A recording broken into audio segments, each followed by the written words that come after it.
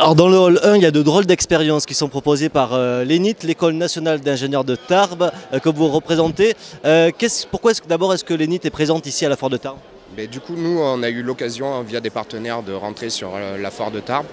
Et nous, notre but d'être sur cette foire, c'est de pouvoir montrer, avec des expériences simples, que les sciences, c'est abordable pour tous les enfants, à tout niveau, même pour les parents, et de montrer un petit peu ce qu'on fait et de nous faire connaître en bien et faire une vitrine de l'école dans notre ville. Ouais, puis aussi dépoussiérer peut-être un peu l'image de l'ingénieur qui n'est pas seulement derrière son ordinateur et dans un bureau. Oui, totalement, parce que c'est pas vraiment ce qu'on fait, être derrière l'ordinateur, on y est, mais on réfléchit et puis on se bouge aussi derrière, parce que le faire sur ordi, c'est bien, mais le faire avec ses mains, c'est mieux. Alors on le voit sur des images, il y a des jeux interactifs à travers les smartphones qui sont proposés, également des expériences. Et là aussi on voit à l'image, mais très peu, on voit votre bras bouger, faire un truc bizarre. Je vais faire un gros plan, mais qu'est-ce que vous faites?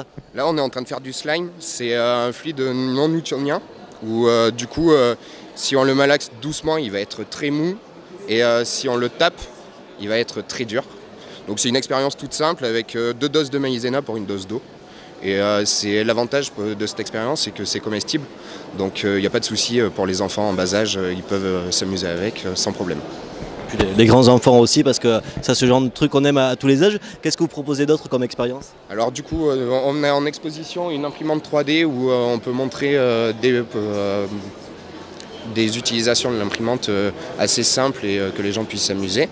On a aussi pour montrer les oscillations dans différents milieux, donc tels que l'eau et l'air.